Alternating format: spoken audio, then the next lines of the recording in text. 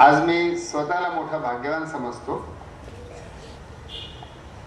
की हे ज्ञानदा विद्यार्थी वसतिगृह, इथे असलेले गुरुवर्य प्राध्यापक उपलेंचीवार सर,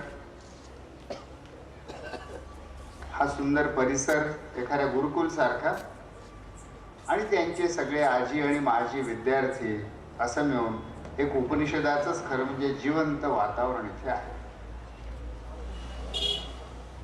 या उपनिषदाच्या शेजारीच अजून दुसरे प्रचंड मोठं गुरुकुल आहे, जे गेल्या 60-70 वर्षांपासून आपल्या सगळ्यांना तिथल्या प्रत्यक्ष सेवेद्वारे, कर्माद्वारे जीवन कसं असावं, जीवन कसं जगावं, जीवन कशासाठी जगावं याची नुसती शब्दावली नाही तर कर्मावली प्रगट होते आहे. त्यामुळे वरोऱ्याचा हा परिसर म्हणजे अख्ख्या महाराष्ट्रासाठी उपनिषद परिसर आहे. आणि त्यामुळे इथे येऊन श्रद्धेय बाबा आमटेंच्या नावाने असलेला पुरस्कार आणि तो ज्ञानदा वसतिगृह या संस्थेच्या मार्फत उपलेंचीवार सरांच्या तपस्येच्या आणि सेवेचं जिवंत प्रतीक असलेली ही जागा, आणि सोबतच अविनाश धर्माधिकारी अविनाशनं मी त्यांचं अस्वस्थ दशकाची डायरी आणि नंतर त्यांनी 96 मध्ये राजीनामा दिला, तेव्हापासूनच त्यांचं कार्य, त्यांचे विचार मी कधी क्वचित जवळून बहुतेक वेळा दुरून बघत आलेलो आहे, त्याचं मनातनं कौतुक करत आलेलो आहे. तर या सगळ्यांच्या सान्निध्यामध्ये येण्याची संधी आणि यांच्याकडनं पुरस्कार स्वीकारण्याची संधी, आणि प्राचार्य गोरंटीवारांशी माझी इथेच भेट झाली. पण गुरुवर्यांची जी यादी आपण आता म्हटली त्याच्यामध्ये त्यांचाही लांब काळाचा ज्ञानदानाचा इतिहास आहे. तर आपल्या सर्व या गुरुतुल्य मूर्तींकडनं हा पुरस्कार मी अत्यंत कृतज्ञपणे स्वीकारतो. मी कृतज्ञपणेच्या सोबत अजून एक जोडून देऊ इच्छितो की मी नम्रपणे स्वीकारतो. माझ्या छोटेपणाचं, माझ्या मर्यादांचं, माझ्या सीमांचं मला भान आहे. माझं काहीतरी सौभाग्य की ज्यामुळे जे काही छोटंसं माझ्या हातून घडलं ते घडलं, पण मला सदैव जाणीव असते, आणि मला बोलण्याची विनंती करण्यापूर्वी निवेदिकांनी जे म्हटलं की न जाने कब जिंदगी की शाम हो जाए, तर मी गेले 20 वर्ष मृत्यूच्या छायेखालीच रोज वावरत असतो. आणि मला माहित आहे की कदाचित उद्या मी बघणार नाही. आणि वस्तुतः असं डेमोक्लिसची तलवार वस्तुतः आपल्यापैकी प्रत्येकावरतीच असते. माझं सौभाग्य असतं की त्याचं मला माझ्या हृदयरोगाने भान करून दिलं, आणि त्यामुळे अशा अवस्थेत आपण सगळे जगत असताना आपल्या हातून जी काही छोटीशी छोटी मोठी कामं होतात त्याचं कर्तृत्व आपण घेणं मोठा भ्रम राहील. त्यामुळे माझ्या हातनं जर काही झालं असेल तर तो त्या काळाचा महिमा, त्या समाज परिस्थितीचा महिमा असंच होतं. आजच्या या कार्यक्रमाचा मला एक विशेष अनुबंध माझा अजून उल्लेख केला पाहिजे. आदरणीय श्री श्रीधरराव पद्मावार हे या पुरस्काराचे प्रायोजक आहेत. त्यांच्या परिवाराशी माझा संबंध बहुतेक लोकांना माहीत नसणार असा आहे. कमलताई इथे बसलेल्या आहेत. कमलताई माझ्या शिक्षिका राहिलेल्या आहेत, आणि सेवाग्रामच्या ज्या शाळेमध्ये मी शिकलो तिथे 6वी मध्ये त्या माझ्या वर्ग शिक्षिका होत्या. ती शाळा मोठी विलक्षण होती. त्यावेळी ती विझण्याच्या अवस्थेत आलेली होती. गांधीजी गेले होते, आर्य नायकमजी गेले होते. शाळेची त्यावेळी त्या विशिष्ट वर्षी अवस्था जरा फार नाजूक होते. त्यामुळे तुम्हाला आश्चर्य वाटेल, एका वर्गामध्ये 6वीच्या वर्गामध्ये आम्ही 3 विद्यार्थी होतो. आणि मी जेव्हा 6वीत गेलो आणि कमल त्यांनी मला इंग्लिश आणि गणित हे 2 विषय त्या शिकवायच्या, तर मी इंग्लिश शिकायला नकार दिला. मी सेवाग्राम आश्रमात आहे, इथून गांधीजींनी इंग्रजांशी युद्ध केलं, माझे वडील जेलमध्ये गेले, आई भूमिगत त्यांच्या विरुद्ध लढली. मी इंग्रजी भाषा शिकणार नाही म्हणून मी विद्रोह केला की मी इंग्रजी भाषा शिकणार नाही. आणि ती शाळा अशी काही वेगळी होती की त्यांनी मला परवानगी दिली, शिकू नकोस. त्या गणित शिकवायला लागल्या मला, तर त्या बीजगणित त्यावर्षी सुरू झालं. त्यावेळी 6वीत बीजगणित सुरू व्हायचं. त्या म्हणाल्या की क्ष असा धरा. मी म्हटलं क्ष धरणार नाही. मी का धरीन? हा क्ष तुम्ही कुठून आणला? मला दाखवा क्ष. असा कसा मी धरून घेईन क्ष?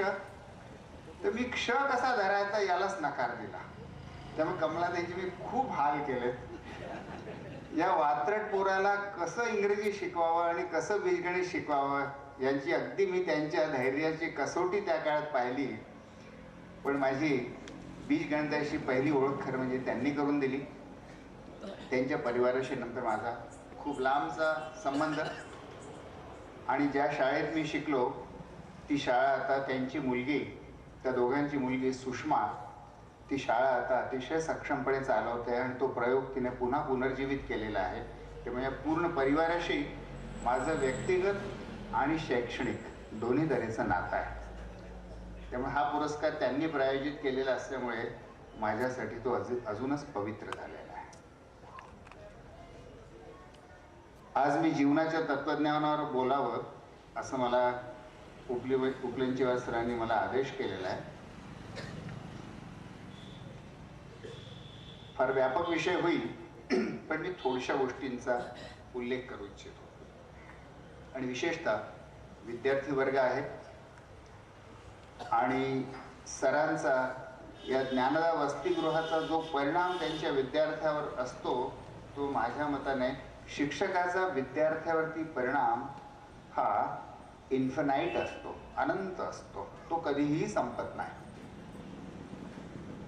प्रकाशाचा किरण निघालेला जसा अवकाशामध्ये अनंत पुढे जात असतो, तसा शिक्षकाचा परिणाम इन्फिनाइट असतो. कारण तो त्या विद्यार्थ्यावरही असतो आणि त्या विद्यार्थ्याच्या संपर्कात येणाऱ्या प्रत्येक व्यक्तीवरती होतो आणि त्यांच्या संपर्कात येणाऱ्या प्रत्येक व्यक्तीवरती होतो. म्हणून सतत ज्याला गुणाकारच असतो, ज्याला कधी अंत नसतो, असा शिक्षकाचा परिणाम असतो. कोण्याही राज्यकर्त्यापेक्षा, कोण्याही धनवंतापेक्षा, कोण्याही सेलिब्रिटीपेक्षा किंवा कोण्याही शस्त्रसंपन्न वीरापेक्षा देखील शिक्षकाचा परिणाम जास्त मोठा, जास्त व्यापक आणि जास्त कायमस्वरूपी असतो असं मी मानतो. आणि म्हणून इथे जे विद्यार्थी आहेत, विशेषतः तरुण मुलं आहेत, विद्यार्थी आहेत, त्यांच्यासाठी जीवनाचा तत्वज्ञान त्यांनी मला भारी शब्द सांगितला आहे, पण मला जेवढं शक्य होईल त्याविषयी मी बोलण्याचा प्रयत्न करेन. आपलं सगळ्यांचं जे जीवन आहे मित्रांनो, त्याची अवस्था सध्या कशी आहे? अल्बेर कामू नावचा एक प्रसिद्ध फ्रेंच कादंबरीकार होऊन गेला. त्याचे आउटसाइडर नावाचं पुस्तक कधी तुम्ही वाचलंही असेल कदाचित. पण अल्बेर कामूचं दुसरं एक पुस्तक आहे, द मिथ ऑफ सिसिफस नावाचं.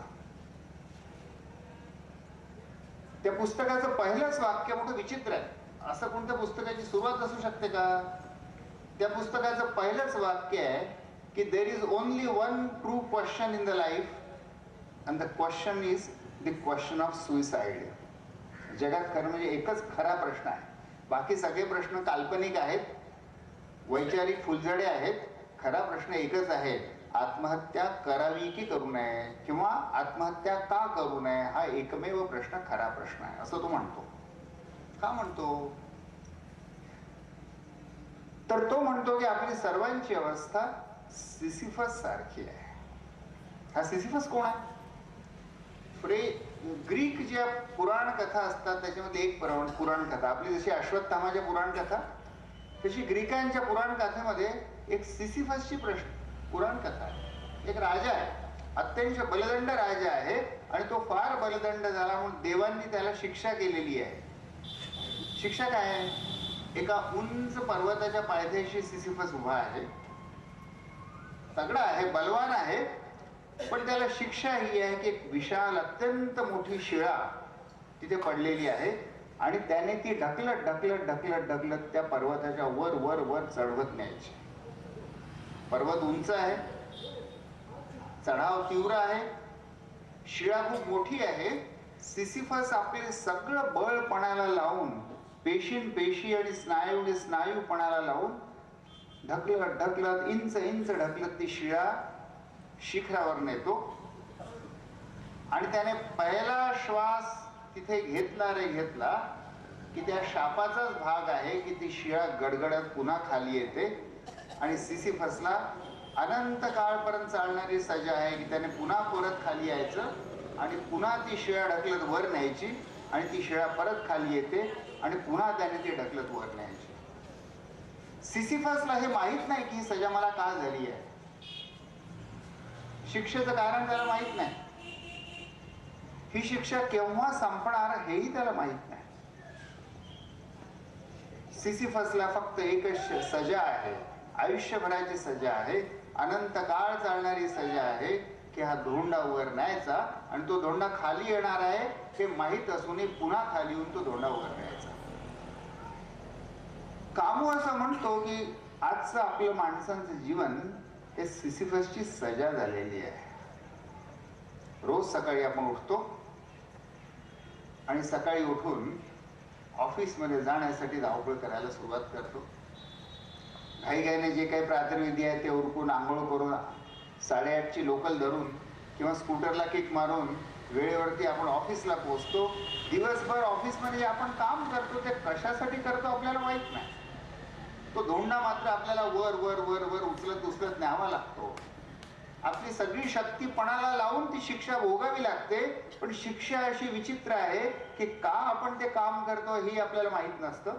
या कामाचं काय होणार आहे, कोणाला फायदा होणार आहे हेही कळत नसतं. आणि रात्र संपली की तो दिवस पुन्हा दुसऱ्या दिवशी तो धोंडा त्या पर्वताच्या पायथ्याशी आलेला असतो आणि दुसऱ्या दिवशी पुन्हा तीच सजा असते, तो दिवसाचा धोंडा वर नेणे आणि रात्री त्या धोंड्याने आपल्या जागी परत येणे. आपलं जीवन एक अंतहीन सजा, एक अंतहीन शिक्षा होऊन जातं. याच्यापासून सुटका कामू म्हणतो एकच आहे, आत्महत्या करावी की करू नये हा प्रश्न. पण मला याच्यापासून 2 उपाय दिसतात. एक उपाय कामूचा, पण दुसरा उपाय असा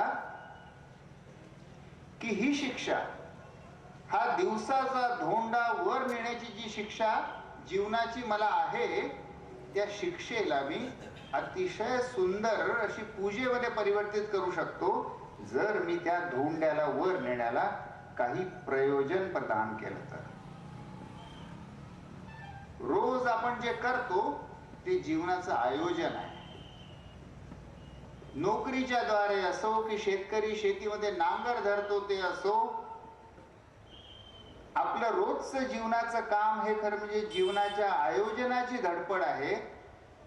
पण हे सगळं आयोजन कशासाठी मी करतो हे माहीत नसेल तर ती सिसिफसची सजा होते. या सजेपासून जर मुक्ती हवी असेल तर जीवनात कर्तव्य तर तुम्हाला आणि मला करावंच लागणार आहे, धोंडा तर उचलावाच लागणार आहे. पण हा धोंडा मी का उचलतो याचं प्रयोजन, या जगण्याचं कारण जर मला सापडलं, आणि ते कारण असं कुठूनच सापडत नसतं, ते कारण मला स्वतःला शोधून काढावं लागतं.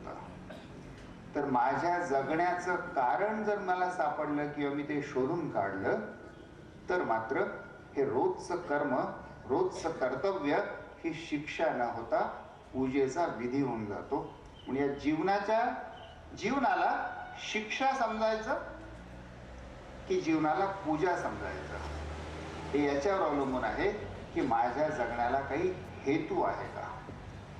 आज महाराष्ट्रातला युवा जर आपण बघू, 40 वर्षाच्या पूर्वीच्या युवासोबत मी तुलना करतो, जेव्हा मी विद्यार्थी होतो त्या काळच्या महाराष्ट्रातल्या युवाची स्वप्न फार थोडी होती.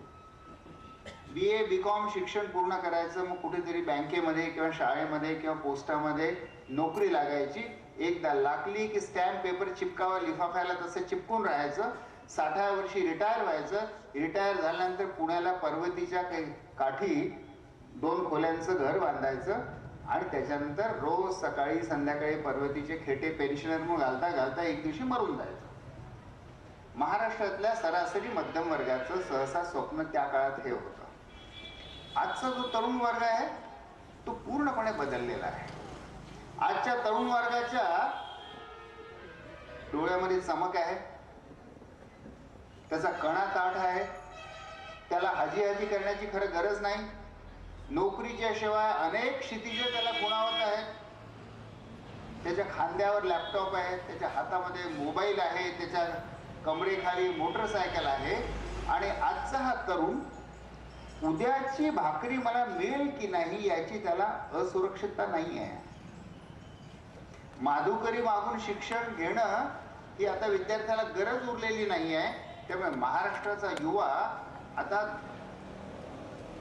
जगावं कसं, उद्याची भाकरी कशी मिळवावी या विवंचनेतनं बाहेर पडलेला आहे. आणि म्हणून जेव्हा जगावं कसं या विवंचनेतनं आपण बाहेर पडतो तेव्हा दुसरा खरा कळीचा प्रश्न उभा जो राहतो आपल्या समोर तो हा आहे की जगावं कशासाठी. विक्टर फ्रँकेल नावाचा एक लेखक होऊन गेला. त्याचं एक मोठं सुंदर पुस्तक आहे, छोटंसंच पुस्तक आहे, मॅन सर्च फॉर मीनिंग नावाचं. हा विक्टर फ्रँकेल मानसरोग तज्ञ होता. दुसऱ्या महायुद्धामध्ये हा ज्यू असल्यामुळे याला जर्मनांनी कैदेत टाकलेला आणि तो जो कैदेचा कॉन्सन्ट्रेशन कॅम्प होता, सगळ्या कैद्यांना शिक्षा देण्याचा जर्मन कॅम्प, त्याच्या अवतीभोवती विजेच्या तारांची कुंपणं होती, त्याच्यातनं वीज खेळली होती. आणि या सगळ्या कैद्यांचं जीवन अतिशय दुःखाचं होतं, अतिशय कष्टाचं होतं. आणि अनेक कैद्यांना आता याच्यापासून सुटकाच नाही तर याच्यापेक्षा तर सरळ त्या विजेच्या तारावरती आपला देह झोपून द्यायचा, मुक्ती. आणि विक्टर फ्रँकेलच्या लक्षात आलं की आपल्याही मनामध्ये आत्महत्येचे विचार यायला लागलेले, की हे सगळं कष्ट भोगण्याच्या पेक्षा या तारेवर एकदा झोपून दिलं की मुक्ती. कसं स्वतःला आत्महत्येच्या विचारापासून दूर करायचं, स्वतःला देखील. आणि त्या कैदेमधले हजारो कैदी होते की जे निराश होऊन जीवन संपवावं का असा विचार करायला लागले होते. आणि तेव्हा विक्टर फ्रँकेलला एक मोठं सुंदर सूत्र सापडलं. त्याच्या पुस्तकात तो फार सुंदर म्हणतो की those who know the why of living have no problems about the how of living.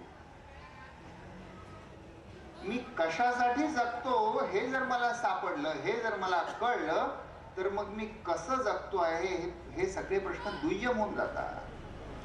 मग माझा पगार किती, माझ्याकडे 1 जोडे की 2 जोडे, माझ्याकडे 4 ड्रेस की 8 ड्रेस, माझ्याकडे काळा कोट की लाल कोट की माझ्याकडे कोणताच कोट नाही, माझ्याकडे स्कूटर की मोटरसायकल की मारुती की होंडा सिटी, सगळे प्रश्न दुय्यम होऊन जातात. जगावं कशासाठी याचं उत्तर जर सापडलं तर जगावं कसं, जगण्यासाठी काय हवं मला, हे सगळे आयोजनाचे प्रश्न दुय्यम होऊन जातात. त्यामुळे आज आपण इथे आनंदवनच्या शेजारी बसलो आहोत. आपल्या समोर खरं म्हणजे विचारार्थ प्रश्न असा आहे की माझ्या मित्रांनो, अख्खं आयुष्य आपल्यासमोर पडलेलं आहे, त्याचं उत्तर आपल्याला शोधून घेतलं पाहिजे की जगावं कशासाठी. मी तुम्हाला काही कसं स्वतःला आत्महत्येच्या विचारापासून दूर करायचं, स्वतःला देखील. आणि त्या कैदेमधले हजारो कैदी होते की जे निराश होऊन जीवन संपवावं का